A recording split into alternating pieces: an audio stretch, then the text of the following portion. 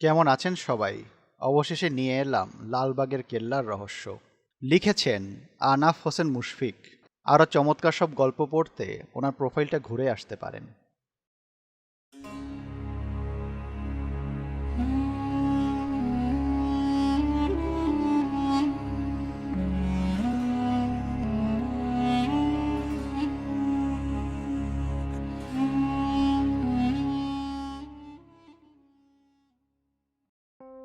হাসান সাহেব পেশায় একজন চাকরিজীবী। সম্প্রতি তাকে ঢাকার লালবাগে শিফট করা হয়েছে। ওনার বাসা থেকে অফিস অনেকটা দূর হয়ে যায়, তাই তিনি পরিবারসহ লালবাগে চলে আসার সিদ্ধান্ত নেন। যেমন ভাবা তেমনই কাজ। পরের দিন তিনি চলে আসেন লালবাগে বাসা খোঁজার উদ্দেশ্যে। হাসান সাহেব মাসে 40,000 টাকা বেতন পান। তাদেরকে মধ্যবিত্তই বলা যেতে পারে। তিনি এসেছেন বাসা ভাড়া খুঁজতে। তার পরিবারে মোট 4 জন মানুষ। বড় ছেলে রবিন, ছোট মেয়ে আয়েশা ও তার স্ত্রী। বাসা খুঁজতে খুঁজতে দুপুর হয়ে যায়, কিন্তু হাসান সাহেব তার মনের মতো কোনো বাসাই পাচ্ছিলেন না। ঘুরতে ঘুরতে ক্লান্ত হয়ে হাসান সাহেব শেষে লালবাগ কেল্লার সামনে চলে আসেন। হট করে তার চোখ কেল্লার সাথেই একটা দোতলা বাসার দিকে পড়ে। বাসাটা অনেক সুন্দর, খোলামেলা। হাসান সাহেব ঢাকা শহরে এত সুন্দর খোলামেলা বাসা কখনো দেখেননি। তাই উনি কাছে গিয়ে বাসাটি ভালো করে দেখতে থাকেন। বাসাটা অনেক পুরনো, তাই হয়তো এত খোলামেলা। পুরনো হওয়ায় দেখে অনেকটা ময়লা মনে হচ্ছে। তখনই একজন বয়স্ক লোক হাসান সাহেবের পাশে এসে দাঁড়ায়। উনি বলেন, কি সাহেব, বাসাটা কি পছন্দ হয়েছে? মানে হ্যাঁ। তো নিয়ে নেন ভাড়া। এত সুন্দর বাসা ভাড়া নেওয়ার মতো পর্যাপ্ত টাকা নেই আমার কাছে। আমি এই বাসার বাড়িওয়ালা। কয়েকদিন পরে আমার ছেলের সাথে কানাডায় চলে যাব। বাসাটা আমার আব্বা বানিয়েছিলেন। ওনার এরকম রাজা বাদশাদের দুর্গ অনেক পছন্দ, তাই তিনি এমন জায়গায় বাসাটি বানিয়েছেন যেখান থেকে এই কেল্লাটি খুব ভালোভাবেই দেখা যায়। কিছুদিন আগেই আমার বাবা ইন্তেকাল করেছেন, আর আমিও কানাডায় কয়েক বছর থাকব। তাই চাইলেই বাসাটি আপনি নিতে পারেন। আপনার যে কয়দিন ইচ্ছে থাকতে পারেন। চলে যাওয়ার আগে অল্প কিছু টাকা দিয়ে গেলেই হবে। জি অবশ্যই, কিন্তু এত সুন্দর বাসা এতদিনে কেউ ভাড়া নেয়নি কেন? অনেক পুরনো বাসা তো, তাই সবাই বলে এখানে নাকি খারাপ কিছু বসবাস করে। ও আচ্ছা, অবশ্য আমার পরিবারের কেউ এগুলোতে ভয় পায় না। তাহলে তো ভালোই হলো। আর বাসার ভেতরটা একটু নোংরা, অনেকদিন পড়েছিল তো, তাই আপনারা ওঠার সময় একটু পরিষ্কার করে নিয়েন। আচ্ছা, এটা কোনো ব্যাপার না। তাহলে আমরা কালকেই আসব। আচ্ছা ঠিক আছে। এই বলে বৃদ্ধ লোকটি বিদায় নেয়। সন্ধ্যা প্রায় ঘনিয়ে এসেছে। হাসান সাহেব দ্রুত বাসার দিকে রওনা দেন। ওনাদের বর্তমান বাসা ঢাকার শাহজাহানপুরে। তিনি বাসায় পৌঁছানো মাত্রই তার স্ত্রী তাকে জিজ্ঞাসা করেন, কোনো বাসা পেলেন? তোমার কল্পনাকেও হার মানাবে এমন বাসা পেয়েছি আমি। তাই নাকি? হ্যাঁ, ডুপ্লেক্স বাড়ি। এত টাকা পেলেন কোথায়? তা পেয়েছি কোনোভাবে। এরপর হাসান সাহেব সবকিছু খুলে বললেন। এরই মাঝে রবিন তার বন্ধুদের সাথে আড্ডা দিয়ে বাড়ি ফিরেছে। ও কলেজে পড়ে। খুবই শান্ত, নম্র, ভদ্র একটা ছেলে। কিরে, এত দেরি করে ফিরলি কেন? আজকে আমার এক বন্ধুর বার্থডে ছিল, ওর বাসায় গিয়েছিলাম। ও আচ্ছা, যাই হোক, কাপড় গুছিয়ে নে। কেন? কালকে আমরা নতুন বাসায় শিফট হব। কোথায় নিয়েছো বাসা? কালকেই দেখবি নে, তোর খুবই পছন্দ হবে জায়গাটা। আচ্ছা ঠিক আছে। আসলে রবিন রাজা বাদশাদের প্রাসাদ ও রহস্য রোমাঞ্চ অনেক পছন্দ করে। আর ওদের নতুন বাসাটাও কেল্লার একদমই সাথে। পরের দিন সকালবেলা তারা সবকিছু গুছিয়ে নতুন বাসার উদ্দেশ্যে রওনা হয়। পৌঁছানোর পর হাসান সাহেবের স্ত্রী বাসাটি দেখে একটু ভয় পেয়ে যায়। এটা কেমন বাসা দেখলে? কেন, পছন্দ হয়নি? না, মানে কেমন যেন ভুতুড়ে ভুতুড়ে লাগছে। আমরা একটু পরিষ্কার করে নিলেই সুন্দর লাগবে দেখতে। আচ্ছা। হাসান সাহেব রবিনকে ওর রুম ঠিক করে দেয়। রবিন ওর রুমে ঢুকে একটু অবাক হয়, কারণ তার রুমটি বেশ বড়। আর তার থেকেও বেশি অবাক হয় বারান্দার দরজা খোলার পর ও দেখে ওর বারান্দা থেকে সম্পূর্ণ কেল্লাটি দেখা যাচ্ছে। ও তার বাবাকে ধন্যবাদ জানায় এমন জায়গায় বাসাটি নেওয়ার জন্য। বিকালবেলা রবিন আর তার ছোট বোন আয়েশা বের হয় কেল্লাটি ঘুরে দেখার জন্য। ওরা পুরো কেল্লাটি ভালো করে ঘুরে দেখে। তখনই রবিনের নজর কোনায় একটা বন্ধ গেটের উপরে পড়ে। ও সেই গেটের কাছে যায়। গেটটার কাছে গিয়ে তাকিয়ে কিছু একটা ভাবতে থাকে সে। আর কিছুক্ষণ পরেই ও গভীর কোনো এক চিন্তায় আচ্ছন্ন হয়ে যায়। হঠাৎ করেই কেউ একজন রবিনকে পেছন থেকে ডাক দেয়। রবিন পিছনে ফিরে দেখে ওর বয়সী এক ছেলে, কিন্তু ওকে দেখতে বিদেশিদের মতো লাগছিল। তখন ওই ছেলেটি বলে, মনে হচ্ছে অধীর আগ্রহী কিছু দেখছো। হ্যাঁ, আসলে এটার ভিতরে কি আছে তা বোঝার চেষ্টা করছি। ও, আমিই বলে দেই। এরপর ওই ছেলেটি এটা সম্বন্ধে বলতে শুরু করে। আগের দিনের রাজা বাদশারা তাদের প্রাসাদে কিছু সুড়ঙ্গ বানিয়ে রাখতেন, যাতে করে তাদের পরাজয়ের সময় তারা এই সুড়ঙ্গ দিয়ে পালিয়ে যেতে পারে।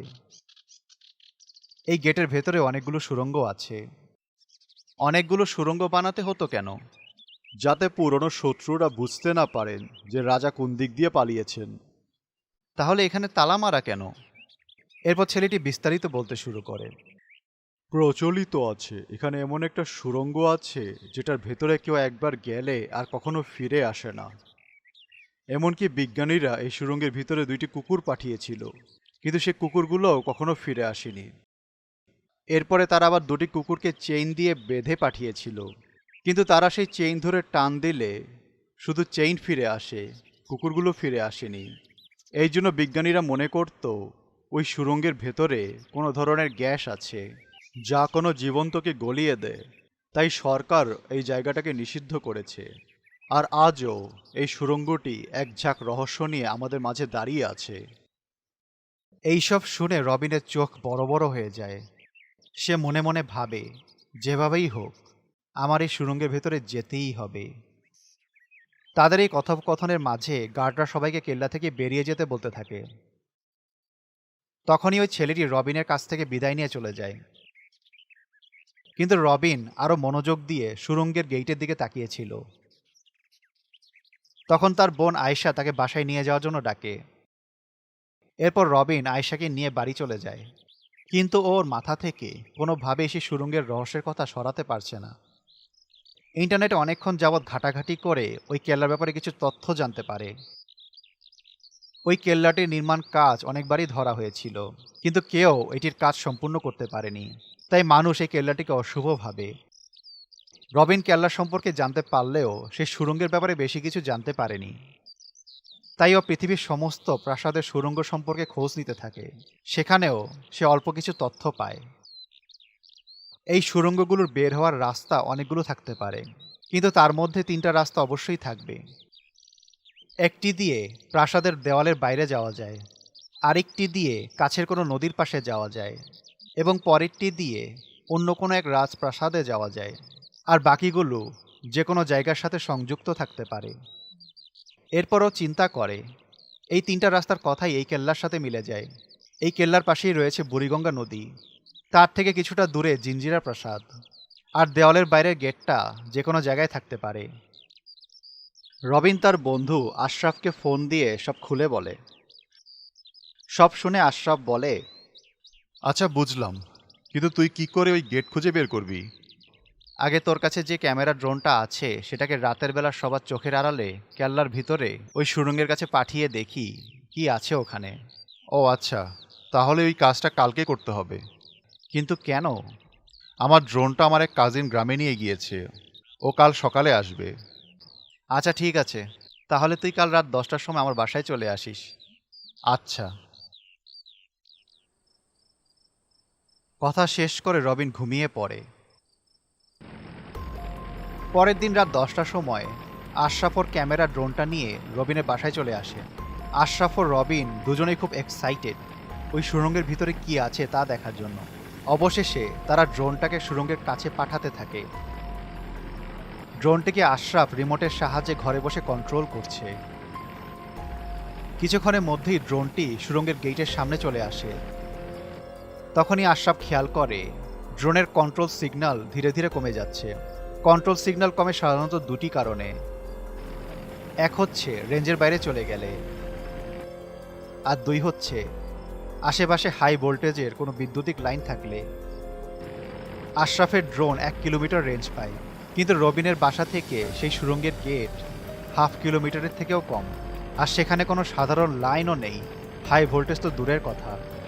দোস্ত, ড্রোনের সিগন্যাল আস্তে আস্তে কমে যাচ্ছে, ড্রোনটাকে ফিরিয়ে নিয়ে আসি। এতখানি এসেও যদি দেখতে না পারি তাহলে একটা আফসোস রয়ে যাবে। তুই বরং গেটের ভেতরে ঢুকা, যদি সিগন্যাল লস হয়ে যায় তাহলে দায়িত্বে থাকা গার্ডকে কিছু টাকা দিয়ে ড্রোনটাকে আবার নিয়ে আসবো নে। ঠিক আছে।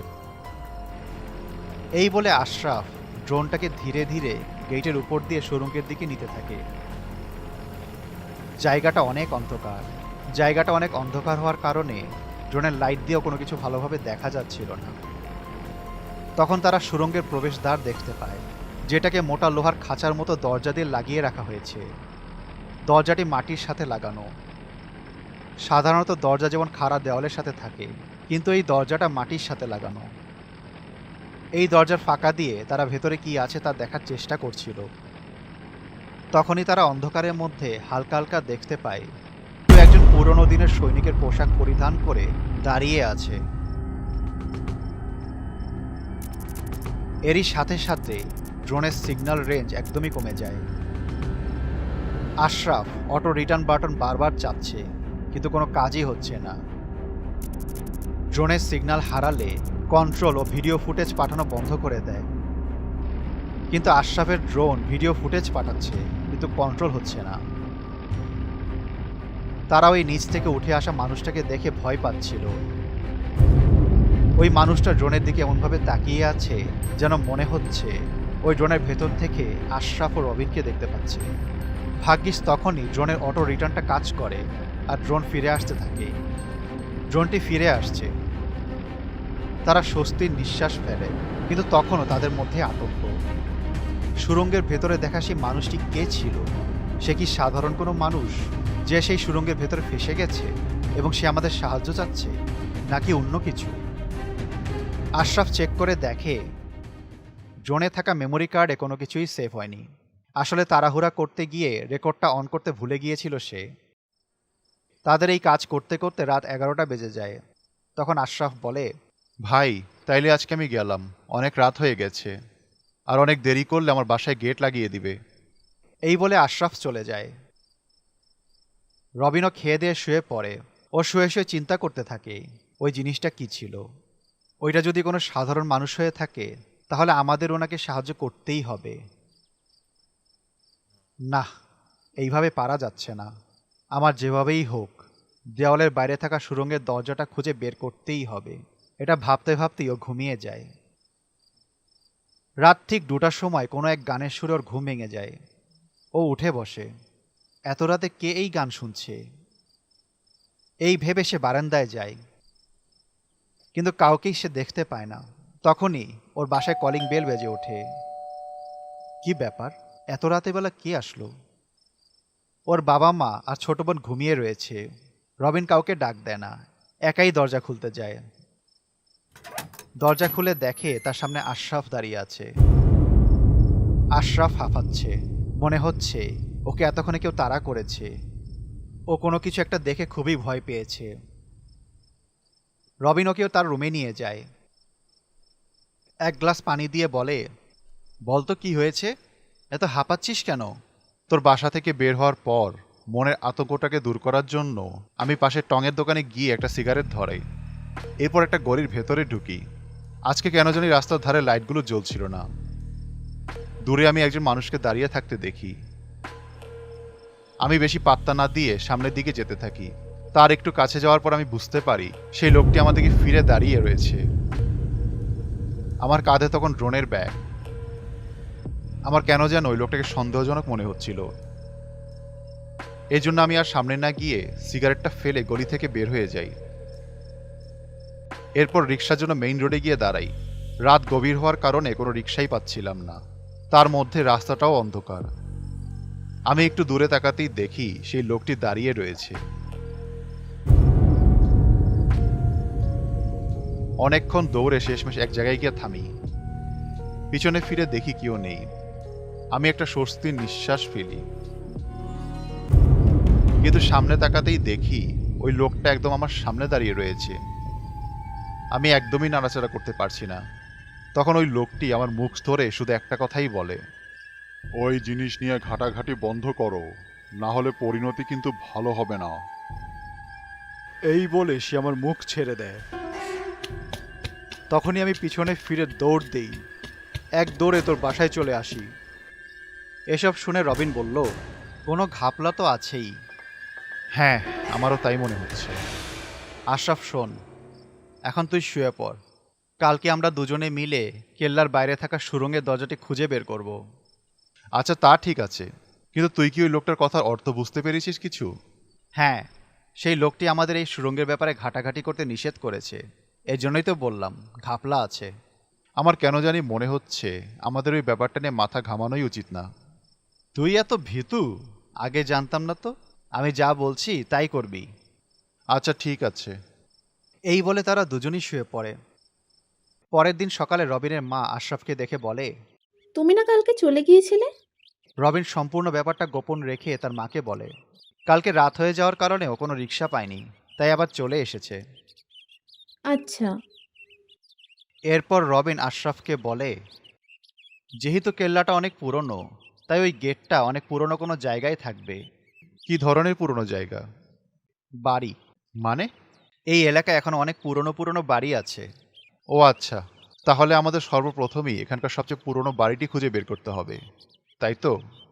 হ্যাঁ। আচ্ছা ঠিক আছে। তারা নাস্তা খেয়ে বের হয়ে যায়। সারাদিন খুঁজেও তেমন পুরনো বাসা খুঁজে পেল না তারা। তখন আশরাফ বলে, ভাই, কাল রাতে এত দৌড়াদৌড়ি করে শরীরে আর বিন্দুমাত্র শক্তি নেই। আজকে আমি যাই, কিছু পেলে জানাইস। আচ্ছা ঠিক আছে, কিছু পেলে জানাবো তোকে। বিদায় তাহলে। এরপর রবিন ওর বাসার গেটের সামনে চলে আসে। তখনই ও দেখে ওদের বাসার বাড়িওয়ালা। উনি আজকে চলে যাচ্ছে, তার জন্য হাসান সাহেবকে বলতে এসেছে। উনি চলেই যাচ্ছিল, তখন রবিন ওনাকে ডাক দেয়, আপনি তো এই বাড়ির বাড়িওয়ালা তাই না? হ্যাঁ। আচ্ছা, এই বাড়িটা কত বছর পুরনো? এটার নিচতলা আমার বাবার জন্মেরও আগের, আর উপরের তলাটা আমি বানিয়েছিলাম 20-30 বছর আগে। কিন্তু তুমি এটা জানতে চাইলে কেন? না, এমনি। ঠিক আছে আঙ্কেল, ধন্যবাদ আপনাকে। কি করবে বললে না তো? না মানে, বাড়িটা দেখে অনেক পুরনো মনে হচ্ছিল, তাই জিজ্ঞাসা করলাম আর কি।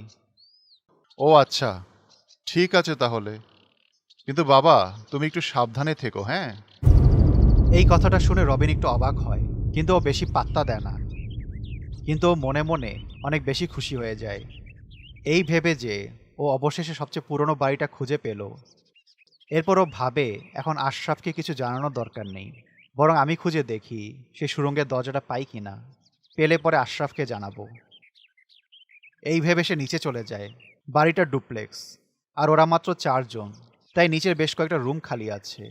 আর একটা রুমে ওর বাবা মা আর ছোট বোন থাকতো। ও সবগুলো রুম চেক করে, কিন্তু ও যখন শেষ রুমে যায় তখনই ও খুশিতে আত্মহারা হয়ে যায়। কারণ ও ওই রুমের উপরে দাঁড়িয়ে বুঝতে পারছিল যে রুমের নিচে অনেকখানি জায়গা ফাঁপা আছে। তার মানে এই রুমের নিচে অন্য কোনো একটা রুম আছে। ও একটা হাতুড়ি দিয়ে জোরে একটা মাটিতে বাড়ি মারে, যার ফলে কিছুটা অংশ ভেঙে যায় এবং ও দেখতে পায় ওর আন্দাজটাই সত্যি। জোরের শব্দ হবার কারণে রবিনের বাবা কিসের শব্দ হলো এটা জানার জন্য ওই রুমে আসতে থাকে। ওর বাবা আসছে এটা টের পেয়ে ও তাড়াতাড়ি করে পাশে থাকা একটি খালি ওয়ার্ড্রপ ওই ফুটোটার উপরে রেখে দেয়। ওই রুমে অনেক জিনিসপত্র রাখা ছিল। রবিন, এত জোরে কিসের শব্দ হলো? হাতুড়িটা মাটিতে পড়ে গিয়েছিল। ও আচ্ছা ঠিক আছে, সাবধানে কাজ করিস, আবার হাত পা ভাঙিস না। আচ্ছা ঠিক আছে আব্বা। এই বলে রবিনের বাবা চলে যায়। রবিন তখন দৌড়ে ওর রুমে চলে যায়। ওর ফোনটা হাতে নিয়ে সাথে সাথে আশরাফকে ফোন করে সমস্ত ঘটনা খুলে বলে। আশরাফ ওই সমস্ত ঘটনা শুনে খুব খুশি হয়ে যায়। তারা অবশেষে মূল জিনিসটা পেল। আশরাফ তাড়াতাড়ি করে রবিনের বাসায় চলে আসে। ও এসে দেখে রবিন ইতিমধ্যেই ছোট একটা ফুটা করে ফেলেছে। এই রুমের দরজা তারা ভেতর থেকে লাগিয়ে ওই ফুটো দিয়ে নিচের কক্ষে যায়। কিন্তু নিচের কক্ষে গিয়ে টর্চ জ্বালিয়ে দেখে এখানে সুড়ঙ্গের গেট। তারা খুব খুশি হয়ে যায়। তখনই রবিনের বাবা দরজা লাগানো দেখে আবারও সেই দরজার কাছে এসে দরজায় টোকা দেয়। দরজায় খটখট আওয়াজ শুনে রবিন ও আশরাফ উপরে চলে আসে। ওই জায়গাটা আবার তারা ঢেকে দেয়। এরপর রবিন দরজা খুলে ওর বাবাকে বলে, আব্বু, আসলে আমি একটা জিনিস খুঁজছিলাম, তো তাই আশরাফও আমাকে সাহায্য করছিল। তো সেটা দরজা লাগিয়ে করতে হবে কেন? না, মানে রবিন বাবা, ইদানিং তুমি যেন কেমন হয়ে গেছো, নিজের একটু খেয়াল রেখো। এই বলে রবিনের বাবা রুম থেকে চলে যায়। রবিন ও আশরাফ দুজনেই স্বস্তির নিঃশ্বাস ফেলে। আশরাফ ঘড়ির দিকে তাকিয়ে দেখে রাত 8টা বেজে গেছে। আচ্ছা, তো কি করবি এখন? প্ল্যানটা বলে ফেল, আমি একটু পরেই চলে যাব। শোন, আমরা এই সুড়ঙ্গের ভেতরে যাব। এটার ভেতরে কি আছে তা দেখব। যদি কোনো বিপদ হয়? আমরা নিশানা রেখে রেখে যাব এবং অনেক সরঞ্জাম নিয়ে যাব, আর আমাদের আরও কয়েকজনকে সঙ্গে নিয়ে যেতে হবে। আমার এক পরিচিত সিনিয়র ভাই আছেন, উনিও এসব রহস্য সম্পর্কে খুবই আগ্রহ রাখেন। ওনাকে আমি বলে দেখি। ঠিক আছে, তাহলে তুই ওনার সাথে কথা বল, কালকেই নিয়ে আয়। কিন্তু বাসায় কি বলবি? বাসায় বলবো আমরা কক্সবাজার ঘুরতে যাচ্ছি। ভালো বুদ্ধি। আচ্ছা ঠিক আছে, তাহলে আজকে আমি গেলাম, কালকে রাত 9টায় দেখা হচ্ছে। ঠিক আছে, বিদায় তাহলে। পরের দিন ও তার বাবা মাকে ঘুরতে যাওয়ার কথা বললে তারা অনুমতি দেন। দুপুরবেলা রবিন আরও একবার কেল্লায় যায় কোনো এক কারণে। পুরো কেল্লাটা ঘুরে বের হওয়ার সময় ও কেল্লার ভেতরে থাকা সুড়ঙ্গের গেটের সামনে যায়। তখনই সেই দিনের মতো ওই বিদেশি ছেলেটি এসে একই রকমভাবে ওকে পেছন থেকে ডাক দেয়। কি খবর রবিন? তুমি আমার নাম জানলে কি করে? তা জেনেছি কোনো একভাবে। ও, এই তো ভালো। আচ্ছা, তোমার নামটা জানা হলো না। থাক, আমার নাম জানার দরকার নেই। আর তুমি কিন্তু ভালো নেই, বেশি বিপদে পড়লে পানিতে ঝাঁপ দিও। এই কথাটি বলে ছেলেটি চলে যেতে থাকে। রবিন ছেলেটির কথাগুলি শুনে খুবই অবাক হয়। পরেই সে মনে করে ছেলেটি হয়তো মানসিক প্রতিবন্ধী। এই ভেবে ও কিছুক্ষণ পর বাড়ি ফিরে যায়। তখনই দেখে ওর বাবা মা কোথাও যাওয়ার জন্য প্রস্তুতি নিচ্ছে। কোথায় যাচ্ছ তোমরা? তোমার শারমিন আপুকে পাত্রপক্ষ দেখতে আসবে। আমাকে কিছু বললা না যে? সব হুটহাট করে হয়ে গেছে, আমাদেরকে কালকে রাতেই জানিয়েছে। আর এমনিতেও তুমি আজকে কক্সবাজার যাবা, তাই বলিনি। ও হ্যাঁ, ঠিকই তো। রবিন ওর রুমে গিয়ে একটু খুশি হয়ে যায়, কারণ তার বাবা মা চলে গেলে ওই সুড়ঙ্গের ভিতরে যাওয়াটা আরেকটু সহজ হয়ে যায়। সন্ধ্যা 7টার সময় ওর বাবা মা ঘর থেকে বের হয়ে যায়। ও তার বাবা মাকে বিদায় দিয়ে বাইরে গিয়ে সুড়ঙ্গের ভেতরে বেঁচে থাকার জন্য খাবার, পানি আরও বিভিন্ন জিনিসপাতি কিনতে থাকে। 9টার সময় আশরাফ সিয়ামকে নিয়ে রবিনদের বাসায় এসে পড়ে। আশরাফ বলে, কিরে রবিন, আঙ্কেল আন্টি কোথায়? ওনারা দাওয়াতে গিয়েছে। ও, তাহলে তো আমাদের জন্য ভালোই হলো। পরিচয় হও, উনি হচ্ছে সিয়াম ভাই। আসসালামু আলাইকুম ভাইয়া, কেমন আছেন? ওয়ালাইকুম সালাম। এই তো আছি কোনো রকম। কালকে যখন আশরাফ আমাকে সমস্ত ঘটনা খুলে বলল, তারপর থেকে তো আমার ঘুম হারাম হয়ে গিয়েছে। অধীর আগ্রহে অপেক্ষা করছি এই সুড়ঙ্গে যাওয়ার জন্য। আচ্ছা, তো চলেন তাহলে ঢুকে পড়ি আমরা। চলো। এই বলে তারা পর্যাপ্ত খাবার, পানি ও বিভিন্ন সরঞ্জাম নিয়ে সে রুমের নিচে দিয়ে সুড়ঙ্গের ভেতরে প্রবেশ করতে থাকে। তারা সবাই এক এক করে সুড়ঙ্গের ভিতরে ঢুকে যায়। সিয়াম সবাইকে একটা ম্যাপ দেখিয়ে বলে, আমি কালকে রাতে বসে এই ম্যাপটা বানিয়েছি। আমাদের এখন দক্ষিণ দিকে যেতে হবে। মূলত ওদের সবাইকে সিয়ামই গাইড দিচ্ছিল। সবাই ওর কথা মতো চলছে। সুড়ঙ্গের ভেতরে প্রায় অনেকখানি জায়গা লাইট লাগানো আছে, কিন্তু সেগুলো জ্বলছে না। আসলে এগুলো অনেক আগে লাগানো হয়েছিল, যখন এখানে পর্যটকদের আসার অনুমতি ছিল। তারা যত ভেতরে ঢুকছে, অন্ধকারও আস্তে আস্তে বাড়ছে। এক পর্যায়ে তারা ঘুটঘুটে অন্ধকারের ভেতরে চলে যায়। এই জায়গাটায় অতীতেও মানুষদের আসা নিষেধ ছিল। সিয়াম বলে, সবাই গ্যাস মাস্কটা পরে নাও, এখানে অনেক খারাপ গ্যাস আছে। সবাই সিয়ামের কথা মতো মাস্ক পরে নেয়। আশরাফ প্রতি 10 ফিট দূরে দূরে একটা করে রেডিয়াম স্টোন রেখে আসছে। সেগুলো অন্ধকারেও জ্বলে। এটা করার কারণ যাতে তারা রাস্তা ভুলে না যায়। অবশেষে তারা সবাই একটা করিডোরে এসে পৌঁছায়। সেখানে অনেকগুলো মিশ্রিত দরজা ছিল।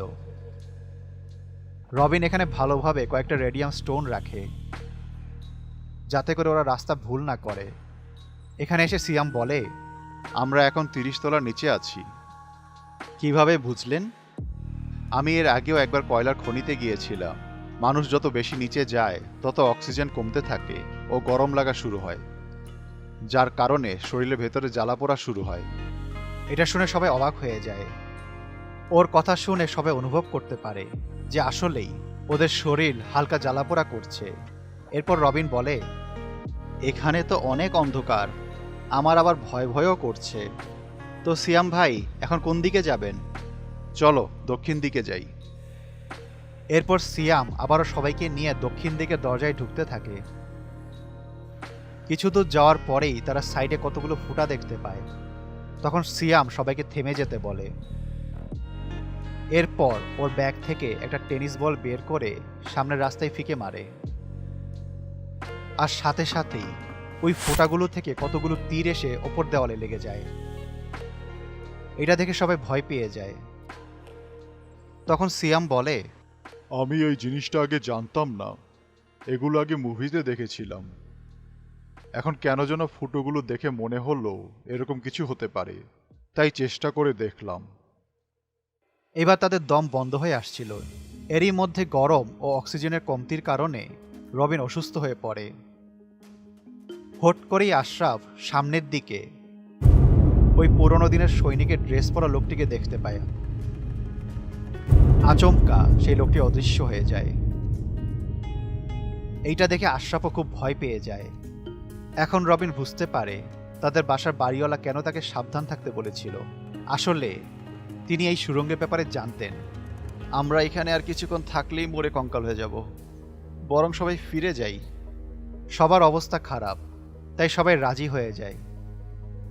কিন্তু পেছনে ফিরেই তারা দেখে রবিন এতক্ষণ যে পাথরগুলো ফালাচ্ছিল সেটার একটাও নেই। ওটা দেখে সবাই ঘাবড়ে যায়। ওরা সবাই অস্থির হয়ে পড়ে। ওদের শরীরের অবস্থা খুবই খারাপ। তার মধ্যে তারা কোন দিক দিয়ে যাবে সেটা বুঝতেই পারছে না। তারা যেন বুঝে শুনেই নিজেদের মরণ ফাঁদে পা দিয়েছে। রবিন খুব আফসোস করতে থাকে, ইস, আমি যদি এখানে আসার জন্য এত কিছু না করতাম তাহলে হয়তো এতক্ষণ আমরা সবাই ভালো থাকতাম। ড্রোনের মাধ্যমে সেই লোকটিকে দেখে যদি আমরা ভয় পেয়ে যেতাম তাহলে আজকে আমাদের এই দশা হতো না। আমাকে মাফ করে দিও সবাই, আমি না বললে তোমরা হয়তো এই জায়গায় আসতে না।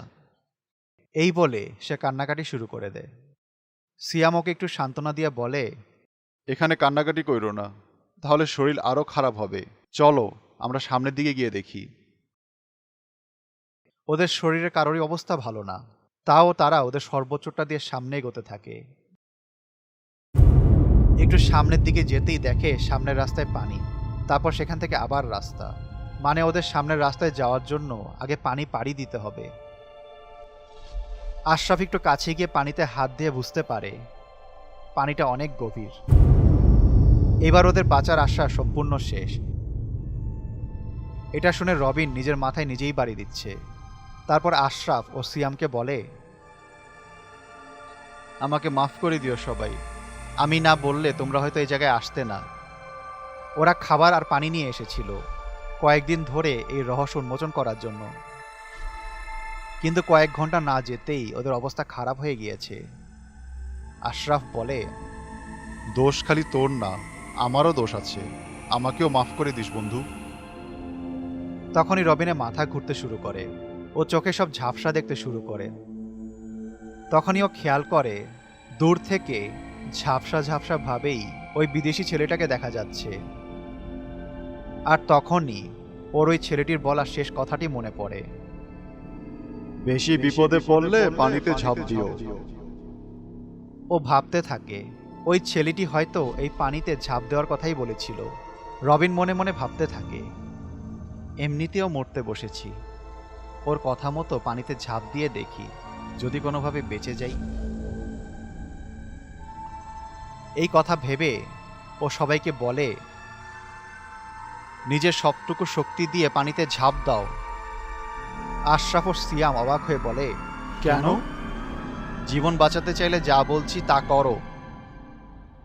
এরপর সবাই নিজের সবটুকু শক্তি দিয়ে সেই পানিতে ঝাঁপ দেয়।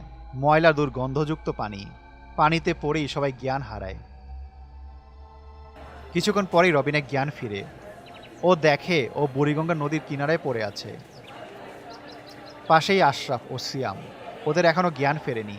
আশেপাশের মানুষ জড়ো হয়ে গিয়েছে ওদের পড়ে থাকতে দেখে। কিছুক্ষণ পরেই তাদেরকে পুলিশ এসে হাসপাতালে নিয়ে যায়। রবিনকে স্ট্রেচারে করে যখন নিয়ে যাচ্ছিল তখনই সে খেয়াল করে ভিড়ের মধ্যে সেই বিদেশি ছেলেটি ওর কাছে এগিয়ে আসছে। কানের কাছে এসে বলে, কোথায় গিয়েছিলে, কি হয়েছিল, কিভাবে হয়েছিল, এইসব কথা ভুলেও কাউকে বইল না। এই কথা বলার পরেই সেই ছেলেটি সেখান থেকে চলে যায়। রবিন আশেপাশে তাকিয়েও ওই ছেলেটিকে আর খুঁজে পায় না। এরপর অ্যাম্বুলেন্সটি ওদেরকে নিয়ে হাসপাতালের উদ্দেশ্যে রওনা হয়। ওই সুড়ঙ্গের ভেতরে কেউ গেলে ফেরত আসে না। তবুও তারা তিনজন সেখান থেকে ফিরে এসেছে। পরে কি হয়েছিল তাদের সাথে, কী বা আছে ওই সুড়ঙ্গে, এর আসল রহস্যটাই বা কী, কেনই বা ওই কেল্লাটির কাজ কেউ সমাপ্ত করতে পারেনি, আর কেনই বা তারা তিনজন সেখান থেকে ফেরত আসতে পেরেছে, এই সব কিছুর রহস্য আজও অজানা, চিরকাল অজানাই থাকবে।